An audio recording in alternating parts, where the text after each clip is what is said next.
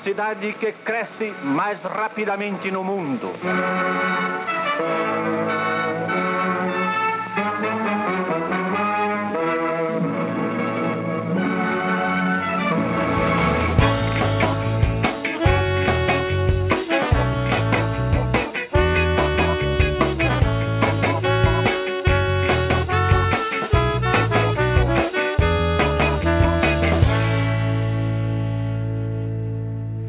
A senhora, por acaso, sabe quem foi Henning Boyleson?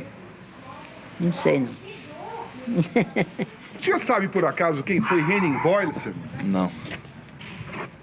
Nunca ouviu falar? Não. Botaram o nome nessa rua, mas eu não sei porquê. Parece que engenheiro, né? Alguma coisa assim, mas eles, quando puseram esse nome, assim, eles não espalharam folheto, falaram que era... Não conhecemos. Eu sei que o nome é alemão, agora quem foi eu não sei. Eu sei que ele é alemão. Não conheço. Não conhece? Nunca ouviu falar? Nunca ouvi falar.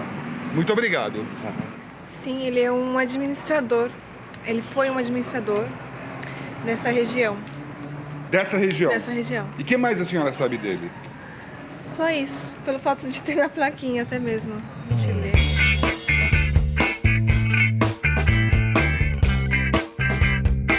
Decreto número 10.437, de 3 de abril de 1973.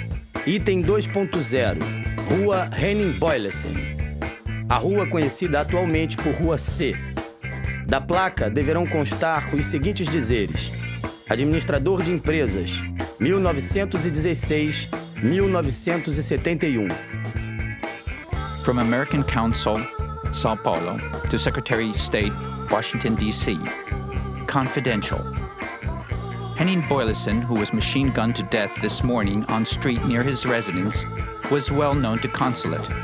He was a naturalized Brazilian of Danish origin, a principal official of Ultra Group, president of Ultra Gas, headed by Perry Eagle.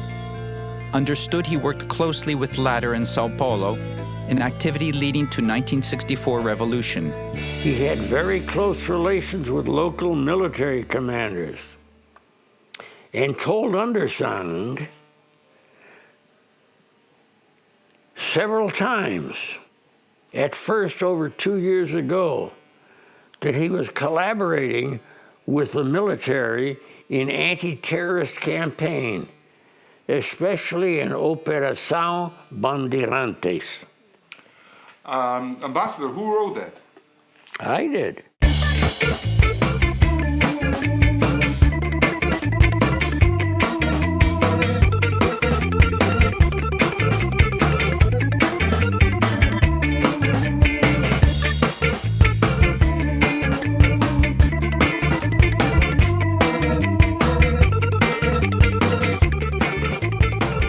Agora vocês vão saber aqui quem é o nosso dinamarquês. Ele é um brasileiro naturalizado que está no Brasil há quantos anos, Guarani? Estou 30 anos. Não. Há 30 anos no Brasil. É um grande industrial brasileiro. O Bollins é o chefe do grupo Ultragás, né? Ultragás. Dados pessoais e currículum vitae. Nome: Henning Albert Boyleson. Data de nascimento: 14 de fevereiro de 1916, Copenhague, Dinamarca.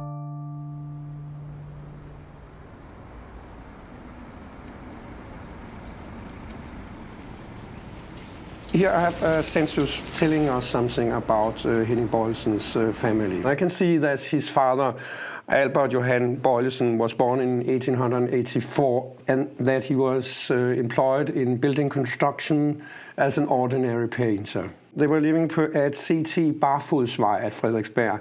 The building was originally built for people which don't have apartments. The apartments were very small.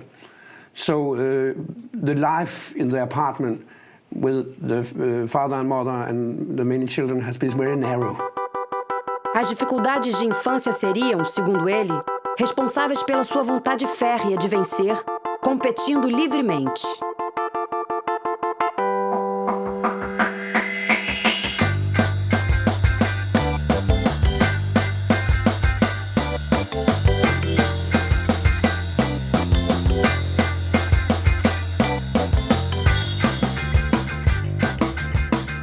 According to teachers, or according to the school, he was a bit superficial.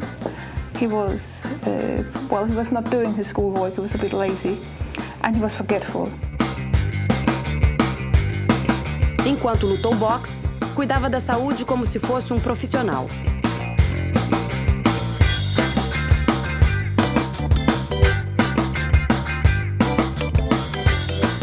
No futebol, conseguiu ser um ponta esquerda razoável, pelo menos para os padrões da Dinamarca.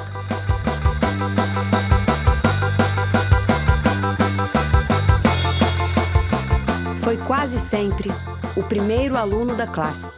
Well, most of his grades are below average, including his grades in English, German, math.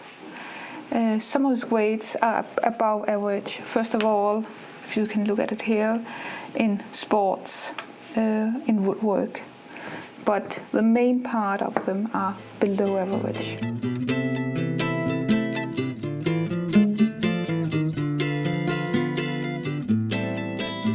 Jeg husker fra dengang han var en dreng, hvor tit vi måtte købe nye jakker til ham. Lige så tit han fik en. Lige så tit kom han hjem uden og sagde, mor, jeg mødte en, der trængte mere til en jakke end mig, så jeg har givet den væk. Sådan var Henning. Han var sådan en god dreng. Formação técnica, curso de administração de empresas, curso de contabilidade industrial, Instituto de Ensino, Comércio e Indústria, Copenhagen, Dinamarca.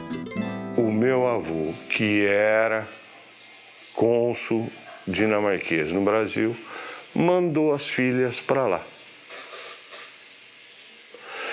As duas filhas mais velhas.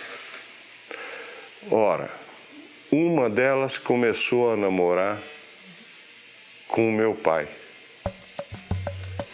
A outra começou a namorar com o irmão do meu pai. Deu-se a ordem, tá certo, para que ela, a mais nova, viesse de volta para o Brasil. Ela trouxe o meu pai junto. Já casada.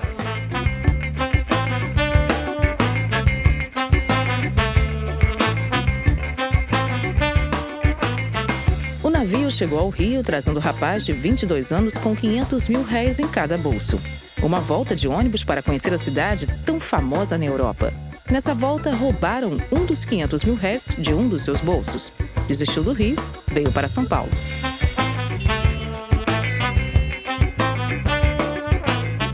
Documentos, por favor. Você, o que tem nessa bolsa aí atrás?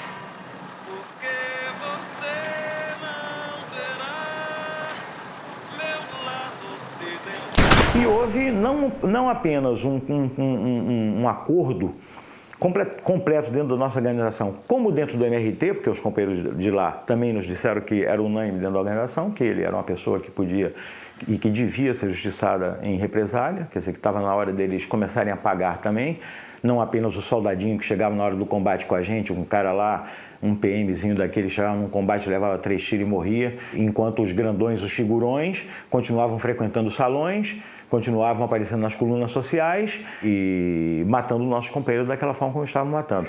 Os paulistanos gostam de ir à noite e dançar um samba no seu clube entre amigos.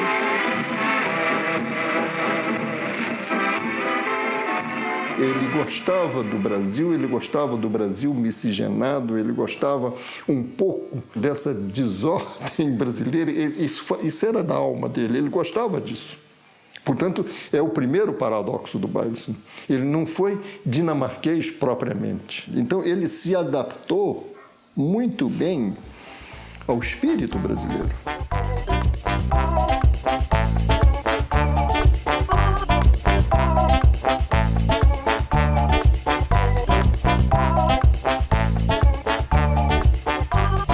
A simpatia dele era extraordinária. Na verdade, ele parecia um brasileiro. Ele era um brasileiro. A aparência dele era uma pessoa forte, decidido, e todo mundo sabia que ele tinha sido ex-lutador de boxe, uma coisa assim. Então, ele se apresentava como um machão, assim, sério. Henning Albert Boyleson var en person, der gjorde stor indtryk på en lige fra første færd. Og han mindede meget om den amerikanske skuespiller Kirk Douglas, ja. Ja, han var jo en flot fyr og en meget dygtig mand. Og vel også en meget idealistisk mand, når det drejede sig om hans politiske synspunkter og hans arbejde. E o Boles era uma figura boa, agradável, simpática, falante, extrovertido, gostoso. Empresário que havia trocado a Dinamarca pelo Brasil, homem que havia criado centro de integração entre empresa e escola, homem que, em função de ter filho com deficiência visual, tinha uma grande ação social junto a crianças e adolescentes, apaixonado pelo Brasil, que gostava de futebol, de caipirinha, que ouvia Chico Buarque de Holanda. Ele era cara muito bacana e pensava como a gente, né? Pensava como a gente. Então, quando pensa como a gente, sempre har en certa afinidad. Han havde udstråling, han havde det, man kalder karisma. Når han kom ind i et lokale, så for at bruge en kliché, så fyldte han ligesom hele lokalet. Så forstummede samtalerne, så lyttede man til Henning. Så han havde, hvad vi kalder, en meget stærk naturlig myndighed og udstråling. O Boles que está na minha memória era o idealista. Era homem puro e era homem íntegro. En hård mand og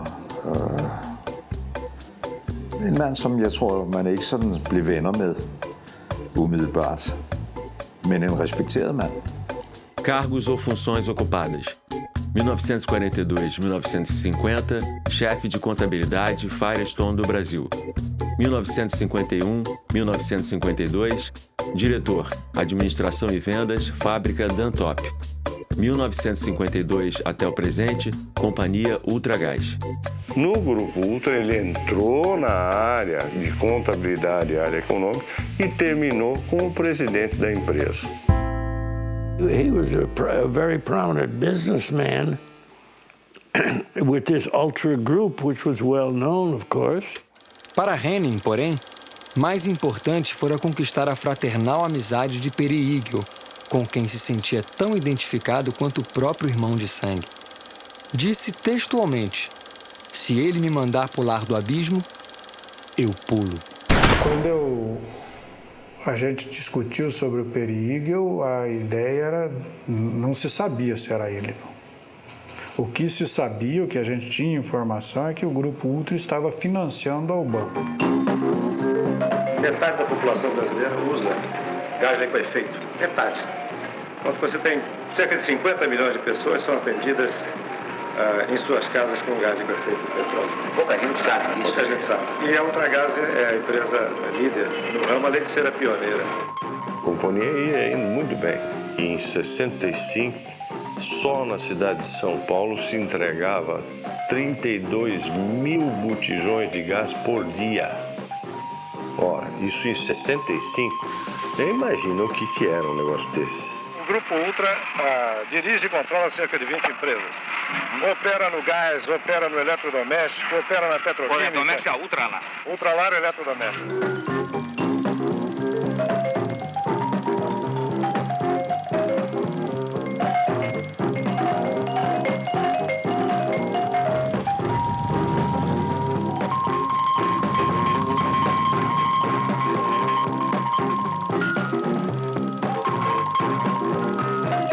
Vocês vêm aí com aquele que é o presidente da Ultragaz, o meu amigo Boles. O Boles é o que tem a responsabilidade dentro do Grupo Ultra de presidir a Ultragaz. A primeira de toda pista que nós tivemos sobre o Boles não foi sobre o Boles, foi sobre a companhia Ultragaz. Por quê? Nós começamos a perceber, nesses relatórios de companheiros que chegavam à prisão, e também nos relatórios dos companheiros que às vezes escapavam de um cerco, que naqueles cercos sistematicamente tinha caminhões da Ultragaz que estavam estacionados perto. Então nós começamos a dizer, ué, esses caminhões é capaz de estarem participando do esquema.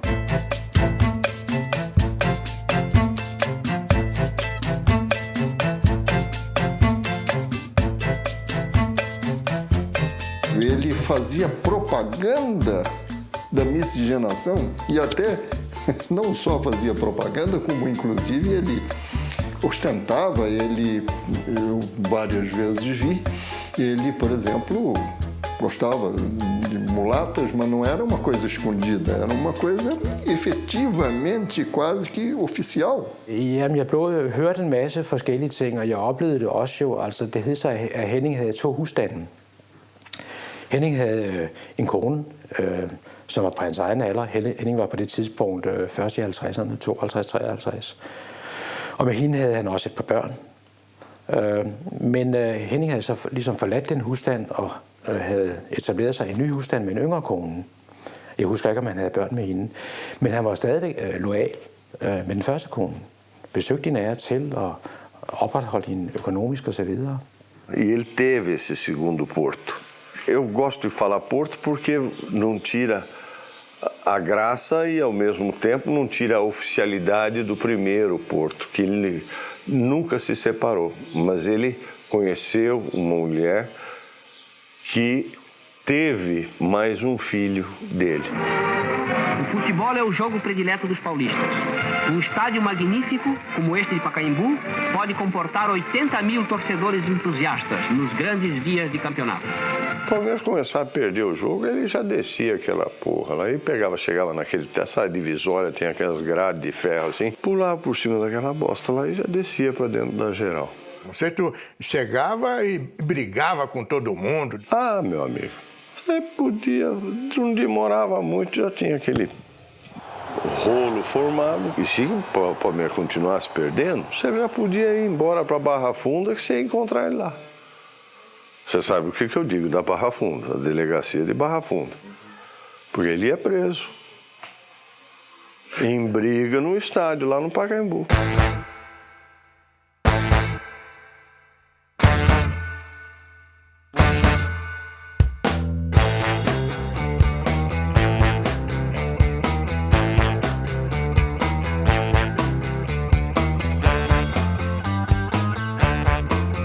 O presidente João Goulart, que defende com ardor as reformas de base, principalmente a reforma agrária, comparece à grande concentração popular e ali expõe os altos propósitos do seu governo nesse sentido.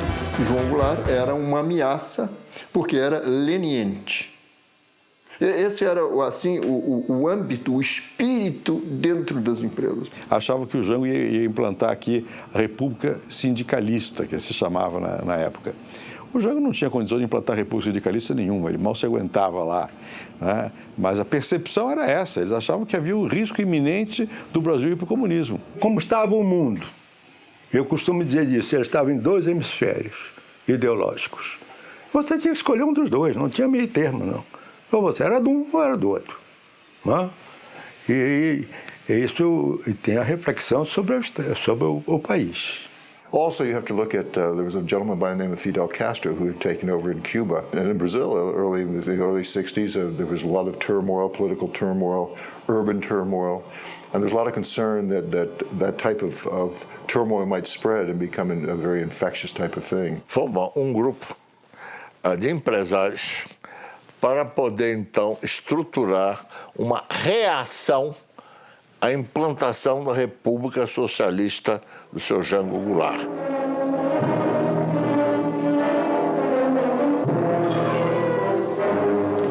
Aonde nos levarão as crises, o descalabro administrativo, a desordem?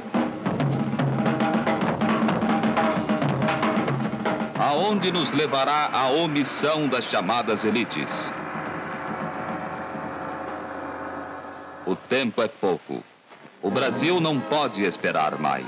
Então, dentro das empresas, pensava-se assim, o empresário pensava assim, porque efetivamente ele temia a catástrofe.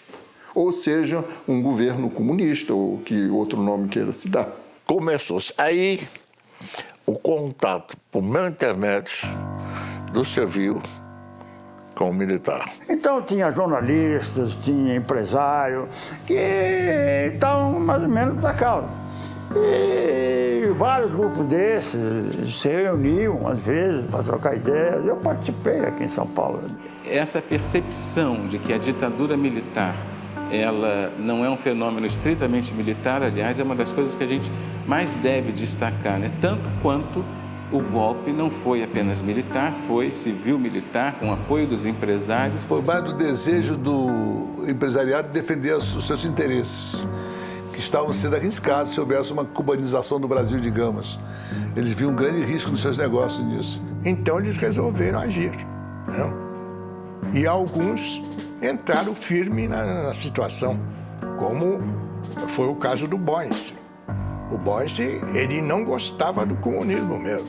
Ele deu a definição para ele o que seria um comunista. Quando jovem, quer aparecer.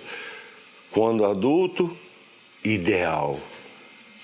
Quando mais velho, burro.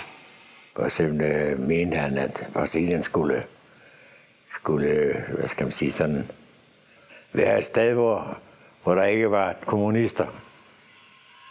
Det så han altså rødt, når han stod der. Kommunista, det var han ikke klar. Ele era uma pessoa simplesmente inserida dentro desse pensamento e que genuinamente acreditava que era uma catástrofe que se avizinhava e que, portanto, pegar em armas ou se defender ou, enfim, fosse lá como fosse, era uma coisa perfeitamente legítima. Quando houve a precipitação, não houve tempo de sair do meu escritório. Então, todos se reuniram no meu escritório, inclusive Boyleson. E a maioria de nós, muito armado, né?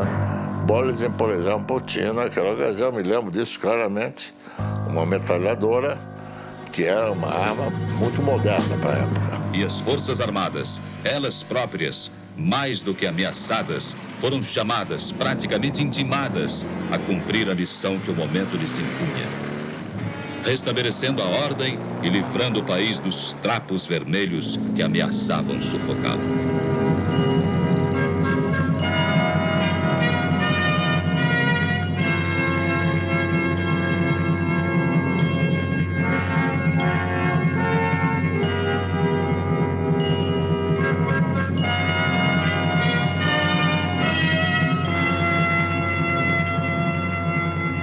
A Ultragaz está ligada à Petrobras não é apenas pelos gasodutos. Ela está ligada à Petrobras praticamente em todo o seu programa. Ela consome o gás produzido na Petrobras. Ela está ligadíssima à Petrobras em toda a petroquímica. Ela é sócia da Petrobras na Petroquímica União, sócia da Petrobras na Oxiteno e ela vai consumir ureia produzida pela Petrobras na Bahia. Porque a Petrobras tinha um monopólio. A Ultragaz comprava o gás lá fora, transportava ele para o Brasil, vendia à vista para a Petrobras.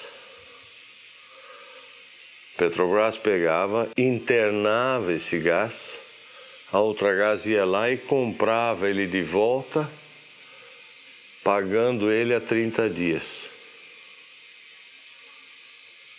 No dia seguinte, esse gás já estava em São Paulo e vendido à vista.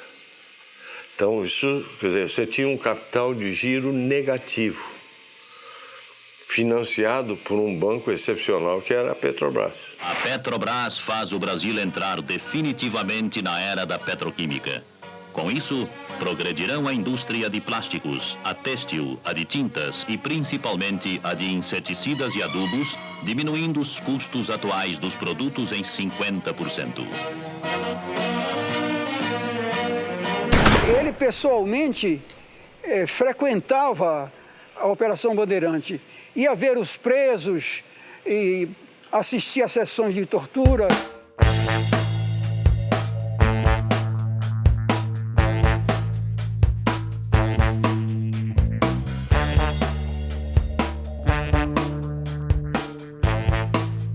Mas a carreira dele no Grupo Ultra foi meteórica até chegar à presidência do grupo e ele colocou isso muito a serviço de coisas boas, né? E foi diretor da Fiesp, foi diretor da Associação Comercial. Uma pessoa alegre, uma pessoa com muita vontade de fazer coisas boas para a empresa, para os funcionários. Olha, quando você fazia uma campanha ou qualquer coisa que se valha, que ele se engajava, ele conseguia associação de empresários e de coisas que era de se tirar o chapéu. O próprio Centro de Integração Empresa-Escola. O Boris criou aquele CIEE, que até hoje ainda existe. O título de O Homem de Relações Públicas de 1964 foi conferido ontem à noite ao senhor Henning Albert Boyleson. Henning Boyleson said, but I didn't want to do that. I didn't want them to appoint me as this economist of the year. And I said, why? So he said, you always have to stand behind. You should never be in front. Be behind. That's the way to do it. I alt, hvad der blev sagt om ham. Manden havde gjort lynkarriere. Han kom for ingenting i Danmark. Havde en baggrund som bogholder. Og steg jo meget hurtigt til tops og blev nok den mest magtfulde og indflydelsesrige danske erhvervsmand i Brasilien. Kære Adam, det glæder mig meget at kunne meddele dig, at kongen den 17. denne måned har udnævnt Henning Bøjlesen til ridder af Dannebrogsordenen. Han fik jo så også en udmærkelse af Frederik 9.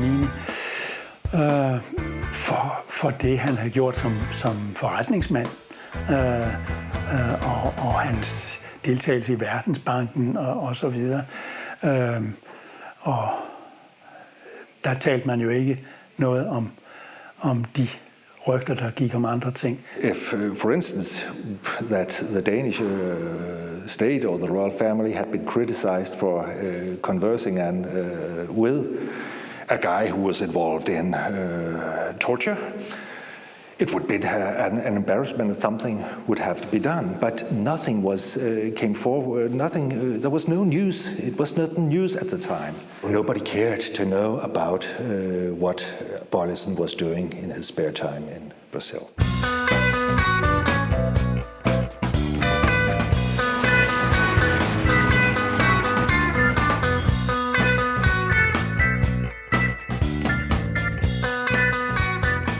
Desde 64, foi se configurando grupo mais radical que julgava que a missão da chamada revolução era fazer uma grande operação limpeza no Brasil, ou seja, eliminar comunistas, subversivos, etc. Ontem, hoje, sempre, minha pátria, continente, eu te amo demais. Vou seguindo em frente, tão feliz e tão contente nessa ilha de paz. Ninguém segura essa nação. Ame ou deixe meu país alvissareiro. Eis o milagre da divina criação, majestosa inspiração, porque Deus é brasileiro. Pra frente, meu Brasil, pra frente. Eu te amo e com você sou mais feliz. Pra sempre, meu Brasil, pra sempre. Não me canso de exaltar o meu país. Primeiro vieram aquelas manifestações de rua, né? Aquelas grandes passeatas, e aquela turbulência toda levou ao tradicional número 5. Em 68, o regime recebeu uma dose cavalar de poder, com a edição do Ato Institucional número 5, dia 13 de dezembro de 68. E aí, os direitos dos cidadãos foram anulados. E é assim que Sua Excelência, o senhor Presidente da República, após ter ouvido os membros do Conselho de Segurança Nacional, resolveu baixar um ato institucional que tem como finalidade fundamental preservar a Revolução de Março de 1964. O ato era um ato fascista, né, o AI-5. E foi uma imposição do Costa e Silva sobre o Castelo Branco. Foi o golpe no golpe, como eles dizem. E foi na sombra do AI-5 que se fez toda essa repressão. E provavelmente o AI-5 foi feito por causa disso, para poder dar mão livre, para poder atuar mais energicamente.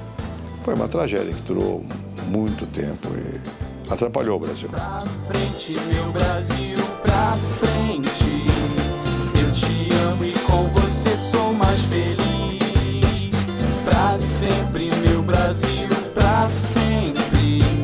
Não me canso de exaltar o meu país. Então, a partir daí, então, é que começa mesmo que esse pessoal todo que estava numa certa resistência ostensiva, né, e, de certo modo, passiva, né, porque era uma resistência de passeatas, discursos, comícios. Então, com o ato final número 5, eles praticamente vão para a clandestinidade. vão para a clandestinidade e inauguram a luta armada. Se existisse democracia, se existissem outras formas do povo alcançar o poder, entende? Nós não escolheríamos uma forma violenta apenas porque sejamos violentos por natureza, entende? Não é essa a situação. Nós adotamos aquela forma que é a única possível dentro da situação histórica que vive o Brasil, entende? Não existe outra possibilidade do povo chegar ao poder a não ser pelas formas armadas. Pouco depois do AI-5, em 68, né, nós, em abril de 69, afinal fizemos uma conferência política e nos constituímos realmente como uma organização de luta armada. Nós passamos a compartilhar formalmente aquela ideia muito específica da época, né, de construir uma ofensiva revolucionária contra a ditadura. Assalto! Cala a boca! Todo mundo no banheiro!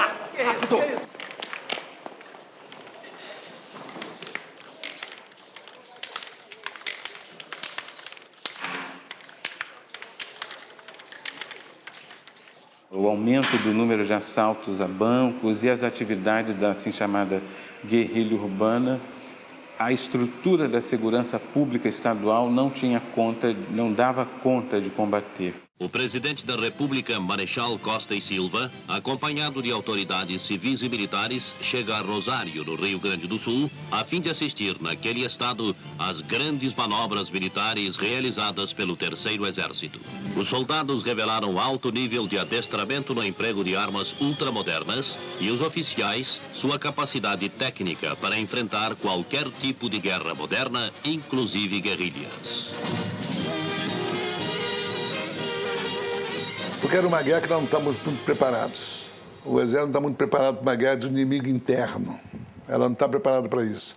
Eu diria que as organizações armadas no Brasil, elas se beneficiaram muito em toda uma primeira fase da relativa desorganização da polícia política brasileira. A polícia política brasileira era uma polícia política, assim como as esquerdas brasileiras, acostumada a uma luta política aberta sob as referências democráticas, né? E já estava nesse diapasão já há uns 20 anos, quando houve o golpe de 64. De sorte que ela estava particularmente despreparada para identificar e desbaratar organizações de vanguarda clandestinas que atuavam numa dimensão guerrilheira, né? O Brasil pode estar certo de que as Forças Armadas estão capacitadas a assegurar sua proteção contra os inimigos e salvaguardar a democracia, a liberdade e a justiça.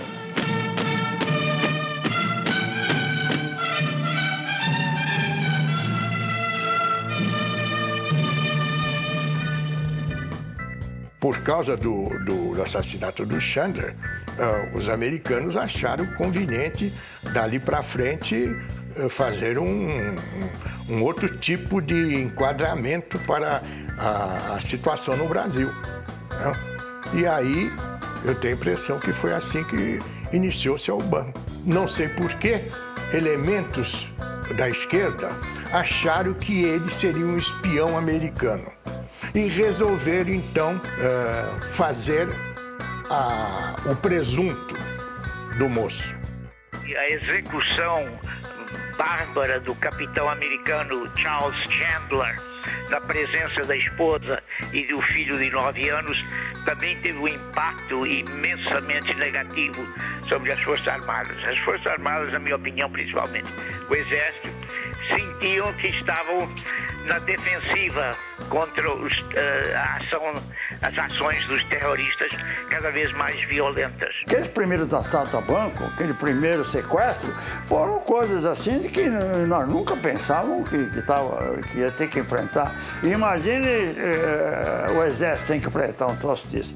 That was a very difficult time when Elbrick was kidnapped. A nossa organização vai ser responsável por várias ações, inclusive a nossa organização participou do sequestro do embaixador norte-americano, juntamente com a ANN. O sequestro do embaixador americano criou a impressão, tanto na extrema-direita como em nós mesmos, de que nós estávamos mais fortes do que realmente estávamos. Os terroristas exigem 70 presos em troca do embaixador suíço. Tudo indica que quem comandou a ação foi o ex-capitão Carlos Lamarca. Ele é uma afronta ao exército brasileiro. O inimigo está no interior do próprio país e é a ameaça comunista na figura dos próprios nacionais. E então toda uma nova estratégia militar deve ser traçada para combatê-lo. Então o Exército, através do seu alto comando, resolveu formar um núcleo central da repressão. A UBAN foi criada por necessidade militar. Eles precisavam de um órgão que pudesse fazer a luta contra as forças de esquerda, entendeu? Mas no meio civil. Eu fui um dos fundadores, né? A UBAN começou na Manuel Nóbrega, na divisão do Exército, antiga divisão de infantaria, e lá é que concentrava a atividade. Iniciou-se o combate ao terrorismo, foi lá. Quem era o chefe da Operação Bandeirantes era aquele major, que hoje é o general Brilhante Ustra, né?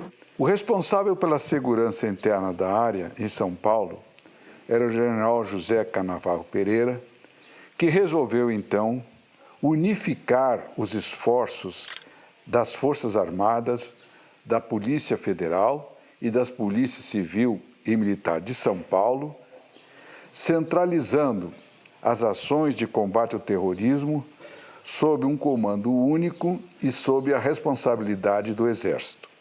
Com essa finalidade, em 27 de junho de 1969, com a aprovação e o apoio material do governador Abreu Sodré, governador do estado de São Paulo, foi criada a Operação Bandeirante, também conhecida como OBAN. O governo Abreu Sodré transformou uma delegacia de polícia que já existia na Rua Tutóia num centro de tortura, de interrogatório, de captura, de luta contra os militantes contrários à ditadura militar.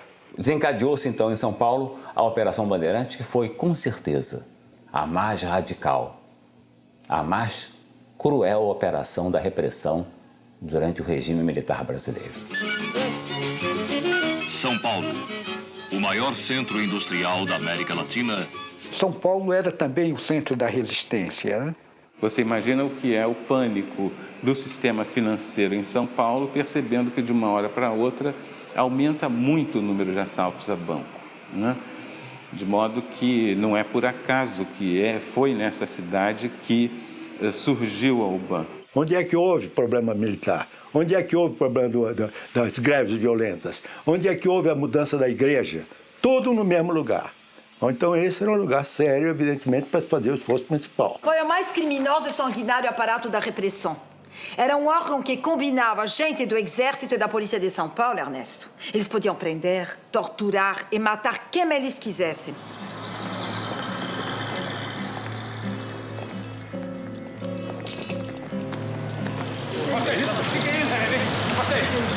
Isso você vai ver daqui a pouco, cara.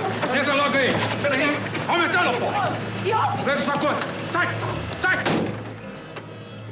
O Exército entendia que precisava descobrir a origem dos atentados, a origem dos roubos a banco, a estrutura da organização militante armada e entendeu que os melhores policiais disponíveis seriam aqueles da Delegacia de Roubos. Então houve uma seleção de policiais civis e alguns policiais militares para compor a Operação Bandeirante. Havia, né, na Polícia Civil um grupo de policiais chefiados pelo delegado Fleury que estava eliminando marginais ou não marginais. O único que entrava nesse pedaço, entrou para fazer a parte da UBAN, do DOP, de tudo, foi o colega Sérgio Paranhos Fleury. At han omgav sig med nogle af de militære og politifolk, som man absolut ved var involveret både i dødseskadroner og i tortur. Blandt andet jo den frygtede Sergio Fleury, som han kendte særdeles godt. Não é pelo fato dele eventualmente, tá certo, ter uma amizade com o Fleury que iria dizer que ele estava participando do que o Fleury fazia.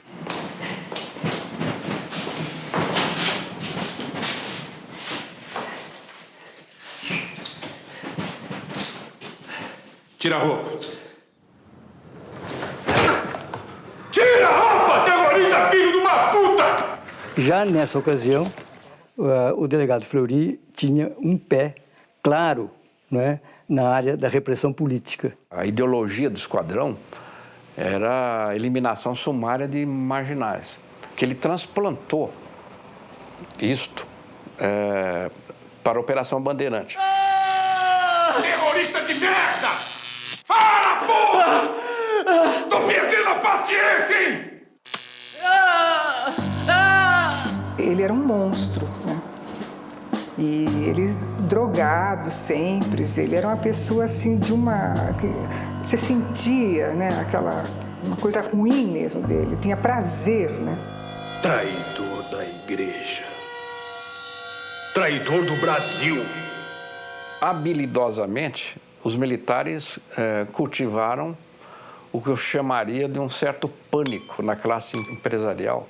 Os empresários também entraram nesse esquema de pânico e saíram da legalidade, porque, na verdade, a UBAN era uma organização mais ou menos clandestina. Se esse pessoal, ou seja, a esquerda armada, conseguir êxito no que está pretendendo, vocês, empresários, estão perdidos.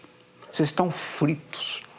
Então, a obrigação de acabar com eles é nossa, militares, e a de vocês, empresários, também. Nós precisamos da ajuda de vocês. Nós temos a capacidade profissional de força militar, força terrestre. Agora, recursos não temos. A chefia do Exército, principalmente, segundo o Exército, chegou à conclusão que chegou o momento de apelar para o setor privado, principalmente o setor privado estrangeiro, para fazer esse setor ver que também teria eventualmente poderia ter um impacto sobre esse setor se as forças terroristas vencessem. I think it was a very small, very smart, competent people, but it was not.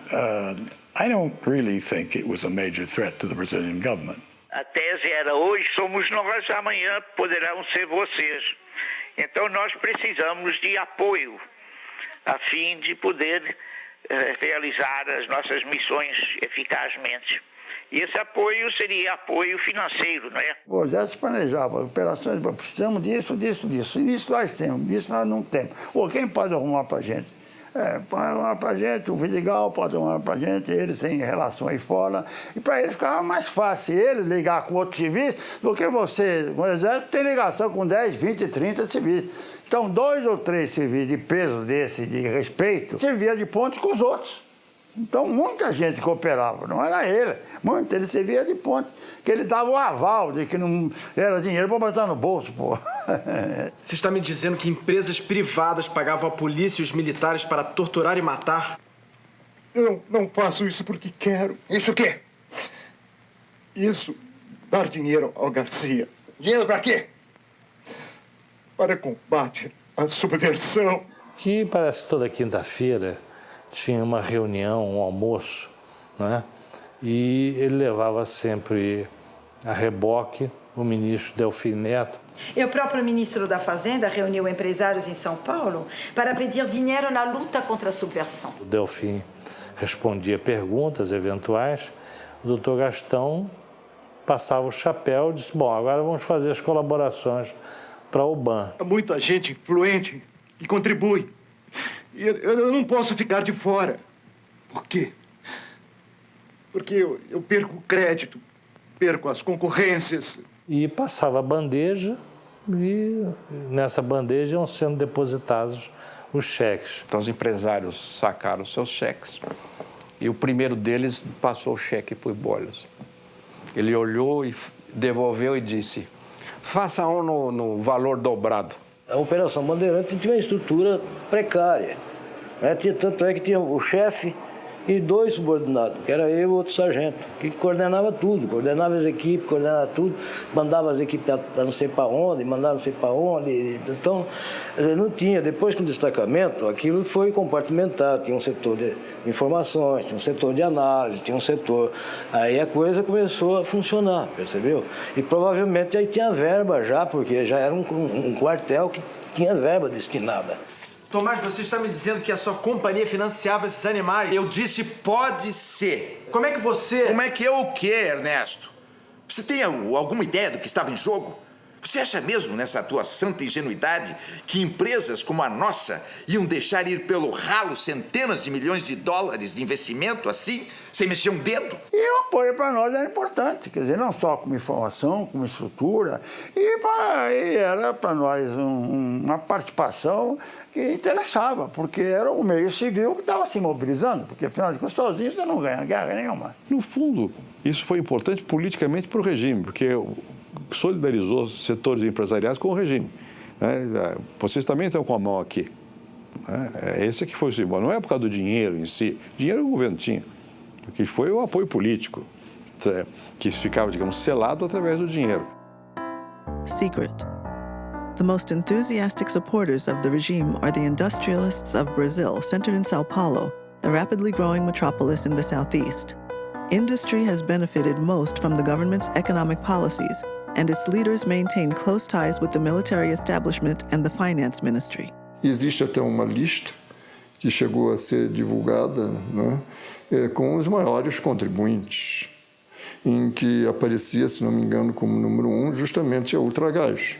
Esta é uma lista de empresas que financiavam a tortura e foi encontrada com o grupo que matou Boylston. Mostram os papéis. Thomas não se interessa em pegar o papel. Ernesto pega para examinar. Diversas multinacionais como o Grupo Ultra, a Ford e a General Motors, entre outros, financiaram a Operação Bandeirante, projeto piloto da repressão que resultou na criação dos DOI-CODE.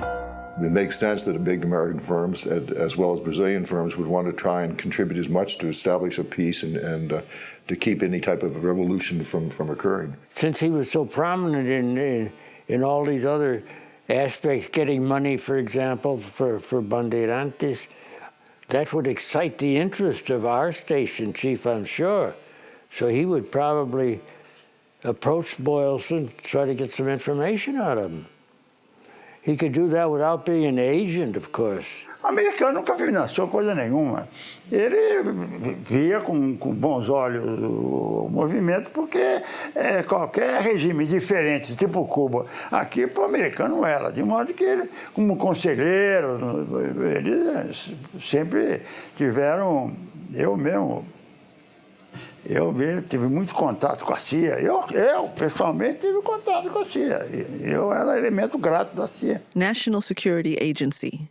Dear Mr. Litevsky, this responds to your Freedom of Information Act request for any material on Henning Albert Boyleson, funding of Operação Bandeirantes, or BAN, U.S. government relations with Operação Bandeirantes, and DOI-CODE. These documents remain classified top secret and secret. The documents are classified because their disclosure could reasonably be expected to cause exceptionally grave damage to the national security. E quem quis colaborar, colaborou. O Boyle, por exemplo, sempre foi um dos primeiros que se prestou.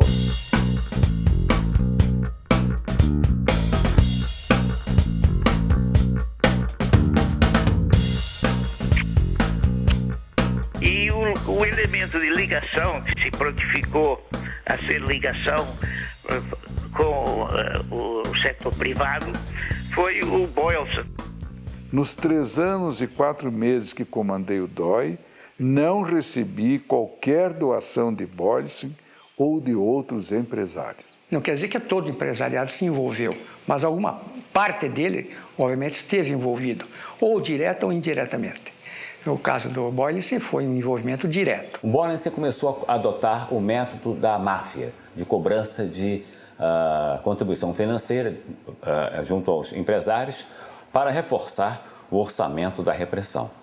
Mas não contou com o apoio de 2 empresários de São Paulo. Pelo menos 2 se recusaram. Antônio Emílio de Moraes e o José Mindlin.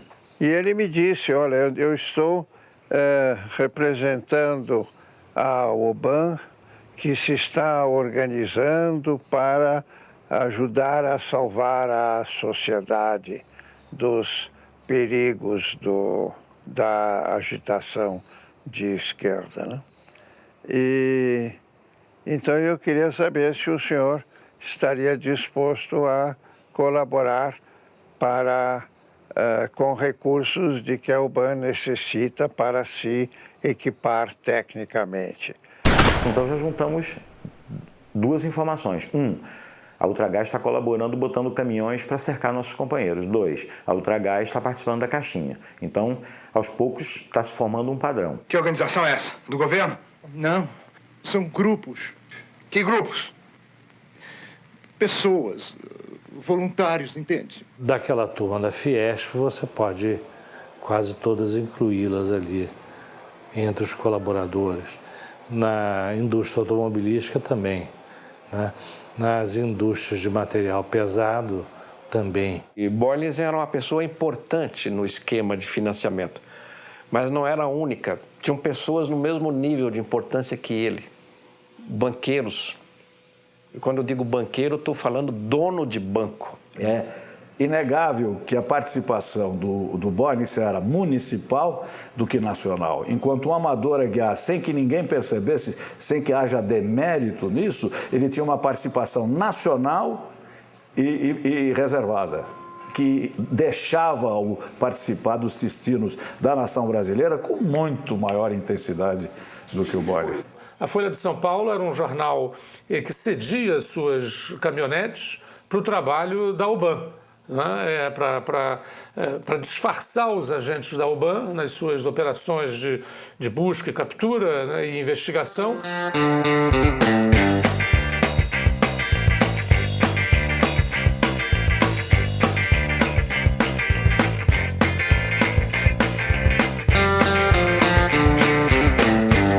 Do presidente Médici acendeu novas e ardentes esperanças no espírito do povo brasileiro, sobretudo quando afirmou: homem da lei, sinto que a plenitude do regime democrático é uma aspiração nacional. Nós podemos dizer, em termos de democracia do Brasil, que só existe uma democracia no Brasil, que é a democracia da tortura. Tortura-se todos, torturam-se desde os mais pobres aos mais ricos, desde as crianças até as pessoas velhas. A única democracia que existe no Brasil é esta. Não é bem uma democracia, é mais o igualitarismo. É o igualitarismo da tortura. Eu acho isso um exagero dos maiores, como tantos outros exageros dessa turma da esquerda festiva. Hoje à noite vai haver uma sessão. Está a fim de ir? Bem, eu... Sessão do quê? Tem de vez em quando. Alguns de nós, às vezes, participam. Participa do quê, porra? De interrogatórios. Hoje vai ter um. A UBAN, de fato, era um lugar onde os presos eram vistos e eram torturados também à vista de alguns ricaços que pagaram para poder assistir à tortura dos inimigos deles. É preciso ver que, nesse momento, as Forças Armadas brasileiras admitiram participar de uma atividade policial repressiva ilegal e que, em última instância, implicaria na tortura e mesmo no extermínio, no assassinato político. Por exemplo, se eles pegavam um elemento aqui intramuros, né? Pode ser que vocês não devam pôr isso aí. Eles faziam torturas, faziam o que eles queriam, né? Pegavam quem eles queriam. Agora é a sua vez. Vamos abrir o bico, padreco comunista! O Esquadrão de la Muerte me arrestou e me torturaram 3 dias consecutivos, pero no terceiro dia, eles bajo la mano do capitão Benoni Albernaz. O Albernaz, ele se dava muito bem com o Boyles, né? Além de tinha esse, como ele frequentava o UBAN, sempre que ia ao UBAN, passava na casa do Albernaz e iam juntos. Suas ordens devem inspirar-se na tradição de liderança do Exército Brasileiro. Energia com benevolência. Autoridade com exemplo. Persuasão com sentimento. Durante 30 dias, diariamente, fui torturado da mesma maneira. Levaram até o Castro, onde fui torturado severamente. Fui para o pau de arara. Também fui colocado no pau de arara. Um cacetete no ânus, um cacetete com dentes. Pegaram uma tesoura e me seguravam pelos seios.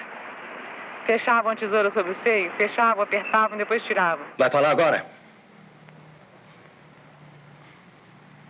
Quem são vocês? Quem vocês pensam que são?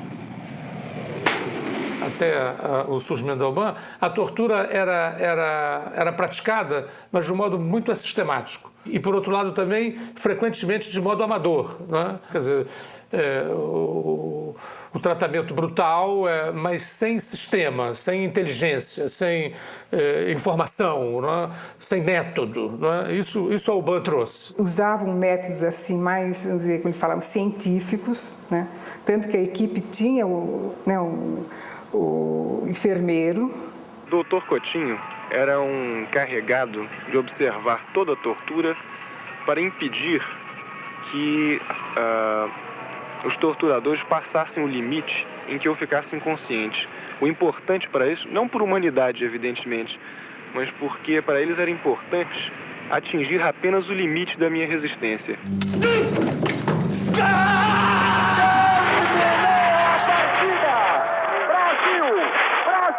Brasil, tricampeão mundial de futebol. O Brasil não é mais o país solamente do samba, do futebol, de Pelé, mas é também um grande campeão da tortura.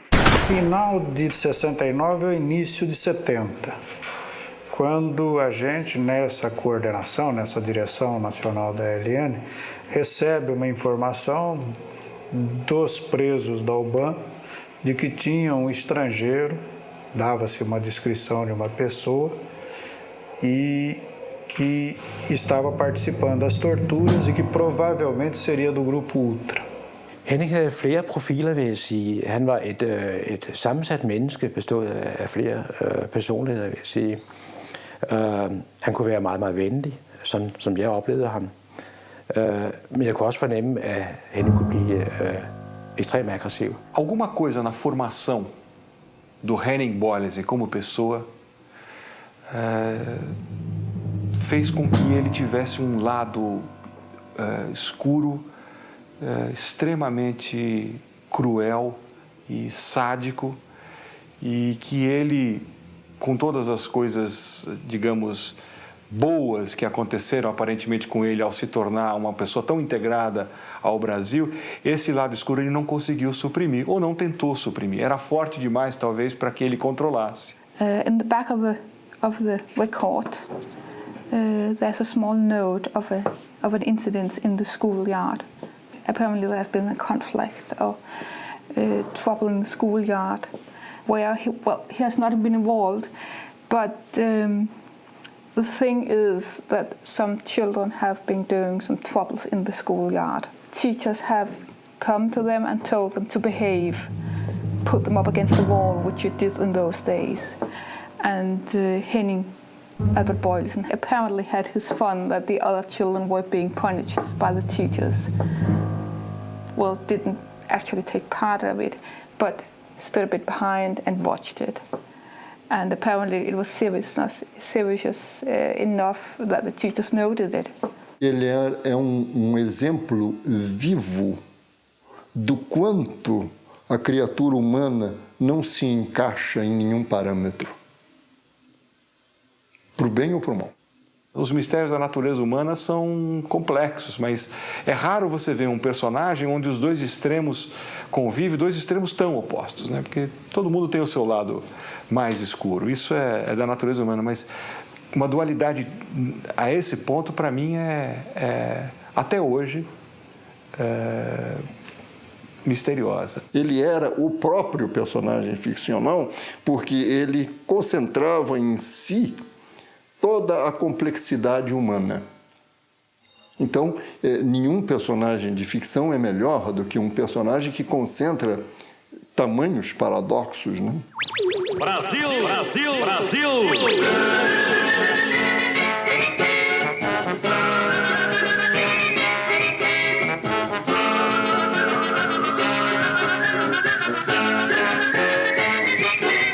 Eu não conheci pessoalmente o Browning, como é Boylan? Boylensen. É. Mas tinha ouvido falar. Doutor Geraldo Brown, esse filho da puta tá metido nesse negócio, hein? O filme fazia um contraponto entre a euforia do Brasil na Copa do Mundo e o que se passava nos bastidores e nos porões, digamos, da época do governo militar. E todo mundo também sabia da Operação Bandeirantes, aquela coisa toda. Então, eu criei um personagem que tinha, que tem um nome parecido. Doutor Geraldo Browning, seu tempo já acabou. Começa a fugir. Pra mim, você é um homem morto. Porque eu queria fazer um filme naquele momento que pudesse ser exibido. Eu li o roteiro, o Roberto Farias me apresentou logo nos primeiros meses em que eu era presidente da Embrafilme, se não nos primeiros dias. Achei que era um roteiro importante, interessante. Eu sabia que podia dali resultar algum problema. O filme foi exibido no dia 26 de março e no dia 27 ele foi interditado pela censura.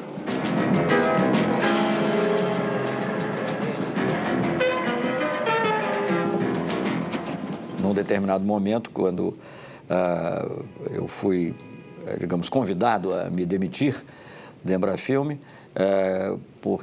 por alguma pessoa do establishment político-militar na época que disse, não, mas é claro que o filme não é um filme de ficção, o filme se referia à Operação Bandeirantes. Eu falei, bom, é óbvio que isso era evidente. O que diferenciou Boylensen dos outros empresários é que ele, de certo modo, era um homem fanatizado ou talvez sádico, porque os outros empresários se limitaram a dar o dinheiro que pediram e não se sabe o nome deles.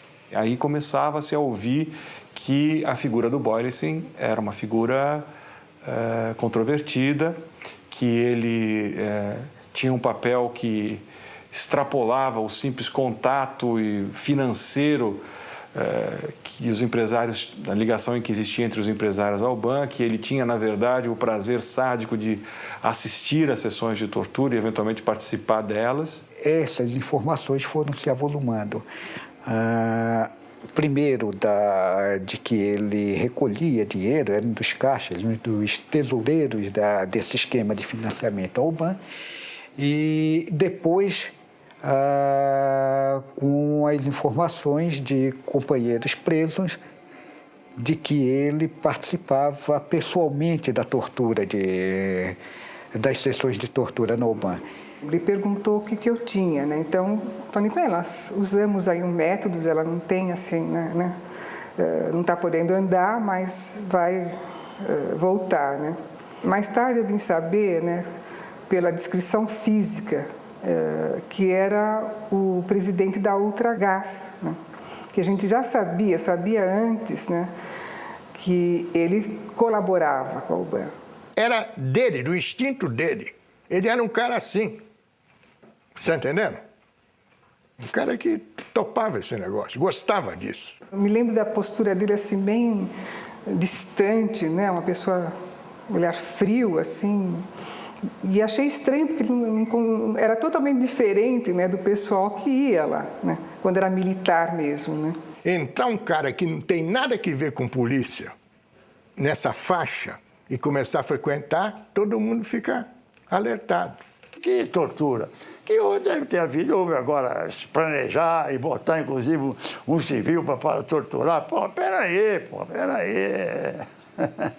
O fato do Boylensen ter participado de tortura, eu acho isso uma bobagem das maiores. Ele visitava o DOI-CODE, às vezes fazia refeições no DOI-CODE. Assumiu o comando do DOI no dia da sua criação, em 29 de setembro de 1970. Boylensen foi assassinado em 15 de abril de 1971.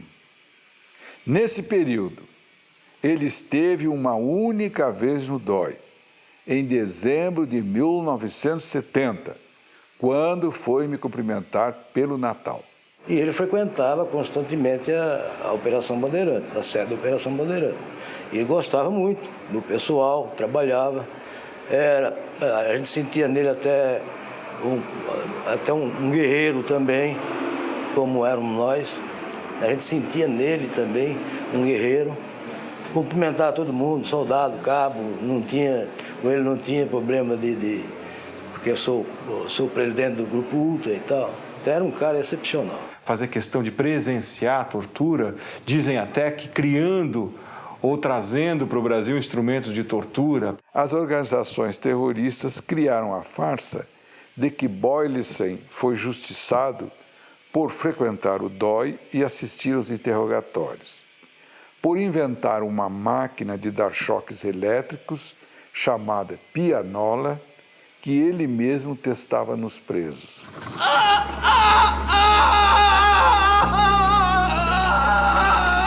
O choque elétrico parece a mim e a maioria dos companheiros a pior das torturas. O choque é corrente contínua, não é um pequeno choque de 1 minuto.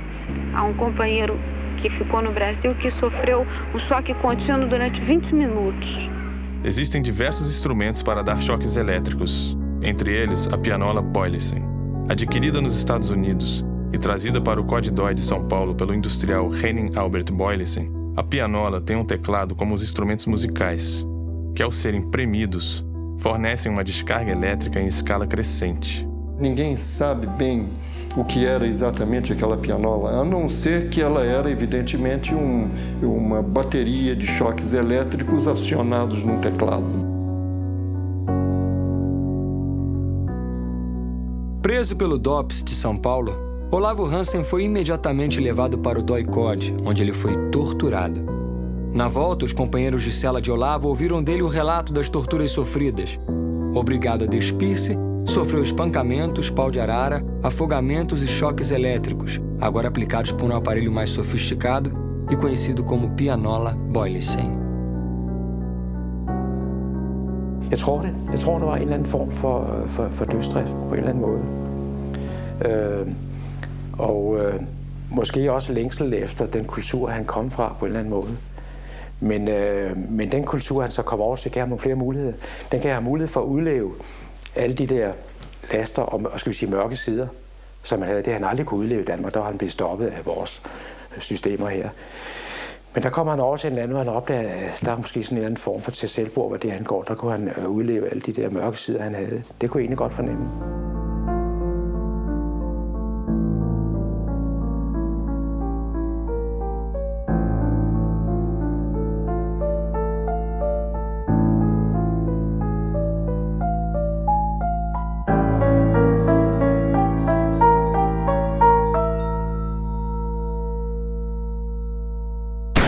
Se fecha.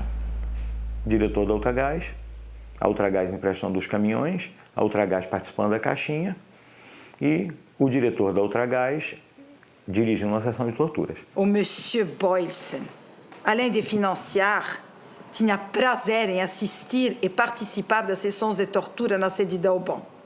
Ele foi visto lá por militantes presos e a informação chegou ao comando da guerrilha que condenou Boylissen à morte. É um estigma, esse homem é o mal, né? E talvez do outro lado achasse que ele era o bem, né? Porque ele ficou assim uma espécie de mito, não? Uns achavam que ele fazia uma coisa espetacular, outros não achavam, e assim era a coisa. E os esquerdistas não topavam ele, de jeito nenhum. Tanto que armaram o acontecimento que deu origem à morte dele. Reservado. Declarações que presta Antônio André Camargo Guerra, organização a que pertence, MRT, que em janeiro próximo passado, quando o declarante esteve na Guanabara, recebeu uma relação de 3 nomes: Henning Arthur Boylissen, Peri Igel e Sebastião Camargo, os quais deveriam ser levantados pelo MRT e que tal solicitação partiu de Carlos Lamarca. O Lamarca é que foi quem pediu o levantamento de 3 pessoas, 3 empresários, que ele achava, primeiro aquela velha história do CIA, são da CIA, etc. e tal, que eram o Boylissen, que estaria na lista do Lamarca como um X, como se fosse prioridade. O comando da guerrilha teria recebido um bilhete com 3 nomes. O nome do Boylissen, o nome do Peri Igel, que também era do Grupo Ultra, e o nome do Sebastião Camargo, que era o maior empreiteiro de obras públicas do Brasil, da Camargo Correia. Dizia-se na época que essa era uma lista de empresários para fazer um levantamento da rotina dessas pessoas, para que eles fossem eventualmente sequestrados, não necessariamente assassinados. Nós sabíamos disso alguns meses antes do acontecimento. Nós já sabíamos que ele estava sendo manjado. Henning var bestemt bevæbnet. Altså Henning havde truffet sine forholdsregler, fordi han vidste, de var efter ham. Så han havde installeret en maskinpistol, 2 maskinpistoler på den indvendige side af sin bil. En på højre siden til medpassageren, og så en han selv brugte. Aliás, dizem que eles têm uma lista de gente importante para sequestrar e matar. Eu não quero nem pensar nisso. Foi aconselhado várias vezes a ter segurança e assim mesmo ele não queria segurança, simplesmente não queria. Não, faço isso sozinho porque eu resolvo as coisas sozinho. Ele era destemido. Jeg synes, det er utroligt dumt af ham. Han bare var taget afsted alene, for jeg tænkte, manden må skulle da vide, at det ville gå galt på et eller andet tidspunkt, det der. Han stod på listen som dødsdømt. Så der får alle mulige tanker. Jeg begynder at analysere situationen og tænke, jamen, er det en eller anden form for dødsdrift, eller et eller andet, men nu skal vi altså have gjort en ende på det her, for de får ramt på mig på et eller andet tidspunkt. Eu mesmo só tive conhecimento da lista depois da morte dele. Aí surgiram uma lista. Hoje em dia, esse negócio de segurança é uma coisa muito séria. Eu morro de medo de sequestrarem o Geraldo. Dizem que tem uma lista. A reação do Boris foi, no meu entender, individual, espontânea. Foi a reação de um esportista que está enfrentando seu adversário. O comunista, para ele, era o adversário. Então eu vou enfrentar para matá-lo ou para morrer. E ele matou e morreu. Dentro da nossa organização, eu propus que fosse transformada essa ação de sequestro em ação de justiçamento e nós, então, sumariamente condenamos o Boylissen à morte. O plano de assassiná-lo, na verdade, era para ter sido realizado na véspera, no dia 14 de abril. É uma data inesquecível. 14 de abril de 1971. Bom, ele morreu a 15 de abril, na manhã de 15 de abril. 14 de abril. Eu saí de lá às 20 e pouco da noite da palestra para a casa dele. Essa que está no retrato talvez seja a sua última fotografia. Essa que está ao meu lado aí deve ser a sua última fotografia. E na hora da despedida eu fui até a porta. Quer dizer, veja o risco que nós corremos, viu? Fomos até a porta. Um dia antes do acontecimento, nós alertamos novamente que estava para acontecer. E aí aconteceu. Foi encurralado numa esquina em seu próprio carro e assassinado à luz do dia.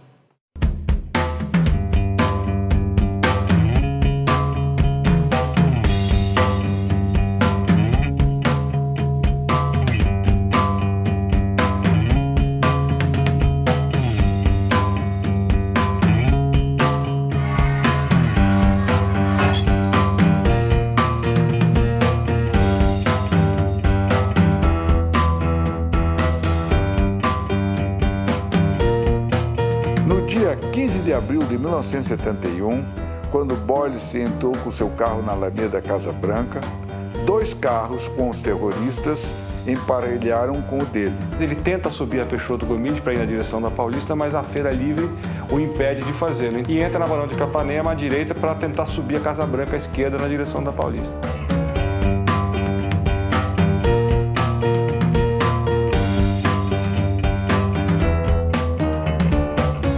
Quando ele chega na esquina da Alameda Casa Branca, ele para. Ainda dentro do carro, é disparado um tiro de fuzil nele para evitar que ele tentasse alguma saída com o carro. A ideia foi tirá-lo do carro.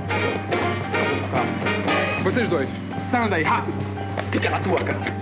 Esse filho da puta é um dos responsáveis pela tortura no Brasil. Após ter sido atingido por um tiro de fuzil, Boylissen ainda tentou fugir a pé. O Boylissen saiu do carro, tentou fugir para onde tinha em direção a uma feira, mas havia companheiros já esperando por ele ali. Ele voltou e o Yuri atirou.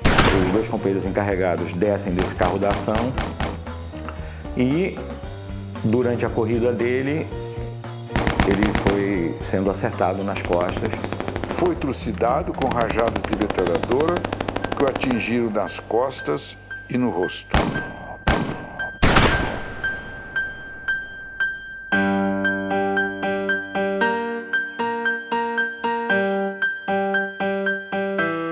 Alvejado 5 vezes nas costas e depois de morto e caído na sarjeta, levou 25 tiros na cabeça. Nesse instante, do outro carro que o seguia, desceu um indivíduo armado de metralhadora. Já caído, sem nenhuma possibilidade de reação, o industrial foi fuzilado friamente. Ele caiu com a cara na sarjeta, né, ali entre o meio-fio e a rua. O companheiro Alfa, que era o dirigente da ação, que era encarregado da certeza, quer dizer, quando você faz um tipo de ação como essa, você encarrega alguém que chega e dispara o chamado tiro de misericórdia, ou seja, aquilo que tem certeza que o cara está morto mesmo, para não deixar uma ação pelo meio do caminho. Na verdade verdadeira, se eu estava ali, eu era o Alfa. Então eu lhe digo que eu sou Alfa. Eu era quem estava dirigindo a ação. O último tiro foi dado a curta distância. Boylessen morrera. Entramos nos carros e iniciamos o trajeto de fuga. Durante a fuga, trocávamos olhares de contentamento e satisfação. Quando eu dobro à direita na Rua Barão de Capanema, eu me deparo com esse Galaxy branco, com as portas abertas, com a porta do motorista aberta, o pisca-pisca ligado, e o carro está perfurado de balas. Aí eu olho em volta e vejo que não é só o carro que está perfurado de balas. Eu vejo bala nas paredes, eu vejo balas numa banca de jornal que tinha do outro lado da Alameda Casa Branca. Aí eu olho à direita, no meio-fio, aquela água suja correndo pelo meio-fio, um corpo caído. Eu consegui passar com o carro entre o Galaxy e o corpo que estava no chão. E ao entrar no prédio, já as sirenes e a gritaria toda dos carros que chegavam, aquelas veraneios, aqueles carros que eram, nessa época, bastante associados com a OBAN, com a repressão.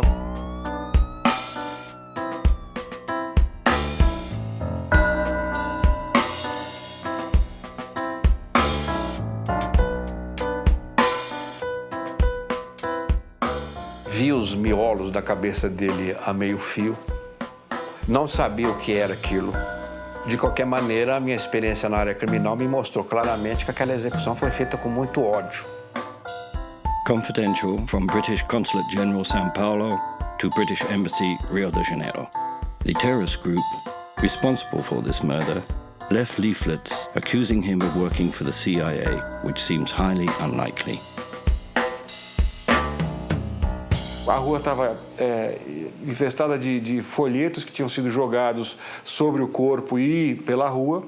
Sobre o corpo de Boylessen, mutilado com 19 tiros, jogaram panfletos dirigidos ao povo brasileiro, onde faziam a seguinte ameaça: como ele, existem muitos outros, e sabemos quem são.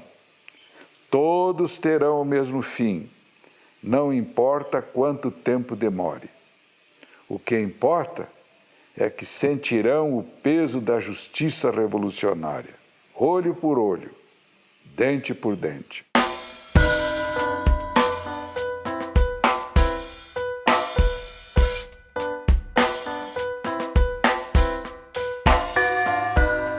Henning Arthur Boylessen foi justiçado, não pode mais fiscalizar pessoalmente as torturas e assassinatos na OBAN.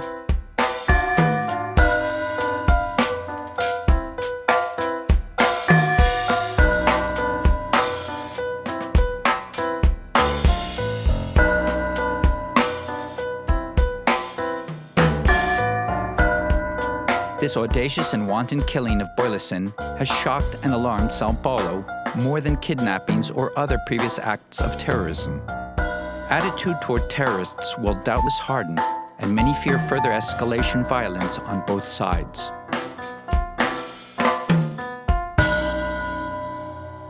Quando ele foi morto, lá de uma maneira cruel, nós não aprovamos a morte, de jeito nenhum. Não queríamos derramamento de sangue, mas também não podíamos celebrar uma missa por alguém que era protestante, que tinha outra crença e não acreditava na Santa Missa. Então, eles me pediram para celebrar a missa, eu disse não. Não posso celebrar a missa por ele, posso celebrar a missa pela paz, mas não por ele, nem nomear o nome dele.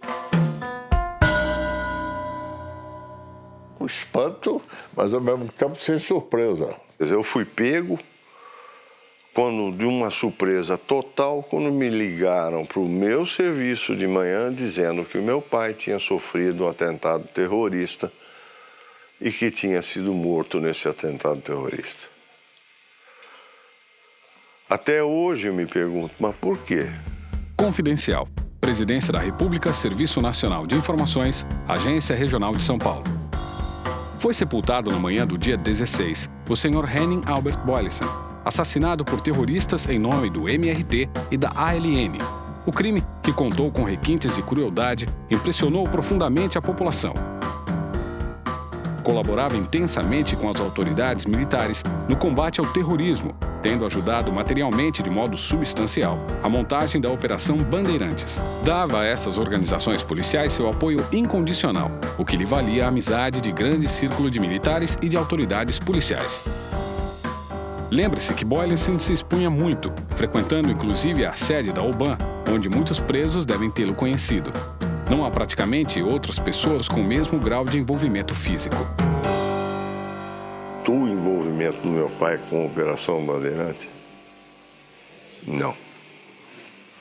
Isso eu tenho certeza. Como também tenho certeza de CIA e outras bobagens, isso aí eu tenho certeza.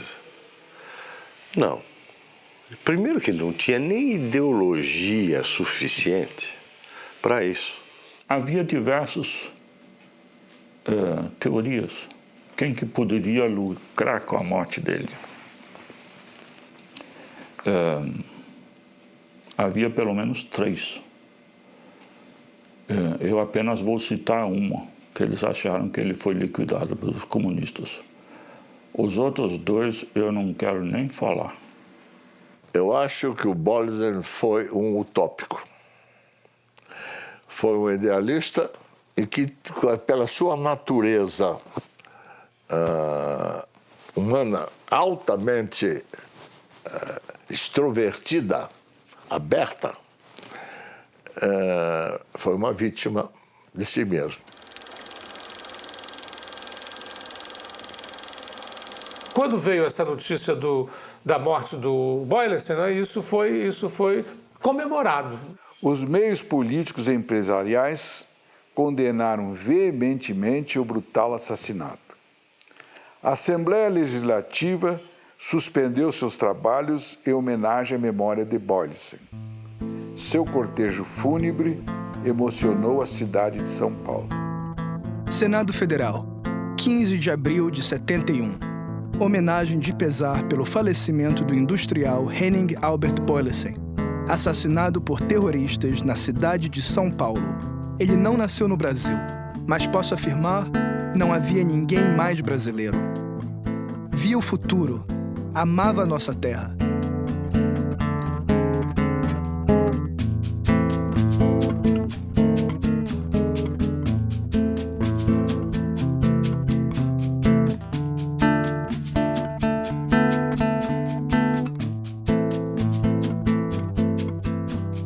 As pessoas ficaram felizes, sim, com a morte dele. Não dá para negar.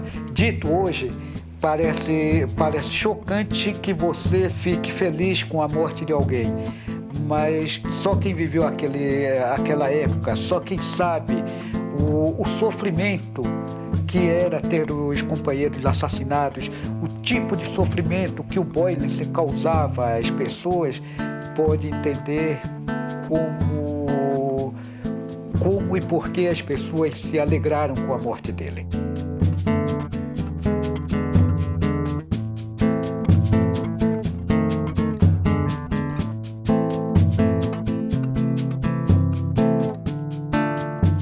Naquela época era assim, tá do meu lado ou tá contra mim? Tava contra. Então ninguém de boa formação não vai ficar feliz que o outro foi assassinado. Mas, enfim, é um a menos, né?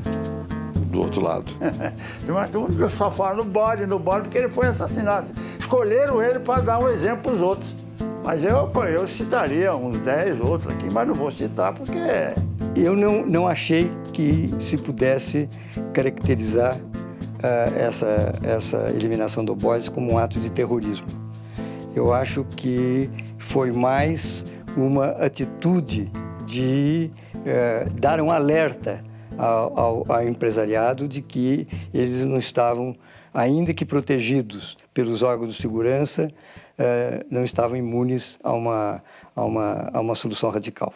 Para mim é um crime que até hoje está lá impune.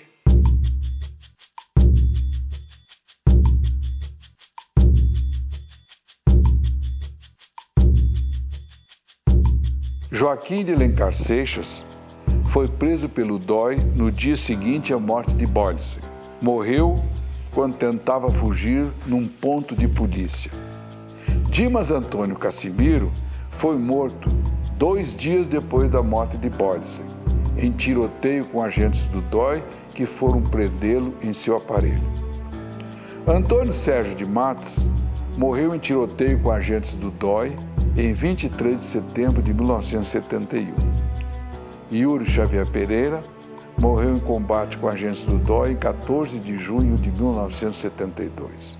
Carlos Eugênio Sarmento Coelho da Paz é professor de música no Rio de Janeiro. Eu até hoje sofro e sofrerei sempre as mortes que vivi, as mortes que eu morri, a morte que eu não morri e as mortes que eu cometi. Gregório Mendonça, segundo informes, faleceu no Rio Grande do Sul recentemente. E Laerte Dornelles Méliga, até pouco tempo, era o subsecretário de Planejamento, Orçamento e Administração do Ministério das Cidades, na gestão do ministro Olívio Dutra. Gilberto Faria Lima e José Dan de Carvalho devem estar vivos, pois não constam da lista de mortos e nem da de desaparecidos.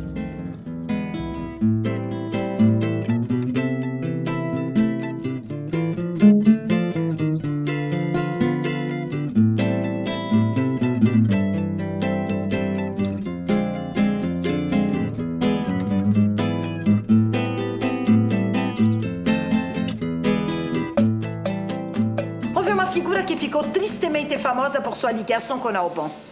Um executivo dinamarquês naturalizado brasileiro. Se chamava Henning Boylessen. Eu queria escrever sobre o envolvimento do empresariado com a repressão, porque esse é um assunto que foi muito pouco falado. Foi varrido para debaixo do tapete por razões óbvias. A grande parte das empresas que participaram desse esquema estão aí ainda. Então, não é do interesse dessas empresas e também não foi do interesse do governo após a redemocratização mexer nisso. O fato é que esse assunto ficou um tanto esquecido. É muito mais cômodo não discutir esse assunto, porque esse assunto fatalmente trará atrás de si todos esses inconvenientes que afetam determinadas pessoas. No fundo, o Boyles foi que botou a cara. Mas é a cara de muitos outros que tinham uma atitude semelhante, né? Que achavam que, enfim, justificaram a repressão, né?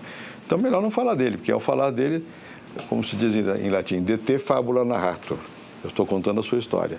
Não a sua, mas a dos outros que estavam ali por trás. Acho que é isso, né? Vocês tiveram, assim, a imagem de um homem que, nascido na Dinamarca, foi para o Brasil, lá fixou-se, começou de baixo e hoje, dentro do Brasil, é um grande industrial. Os terroristas mortos têm seus nomes colocados em logradouros públicos. A família de Henning Albert Boylessen, até hoje, nada recebeu do governo. A rua, que não é muito rua, mas está o nome dele. Boa tarde. O senhor, por acaso, sabe quem foi Henning Boylessen? Henning Boylessen foi um administrador de empresas, presidente, se não me engano, do grupo Ultragás, que foi trocado terroristas que estavam presos na época dos militares no poder. E, se eu não me falha a memória, ele inclusive foi até assassinado.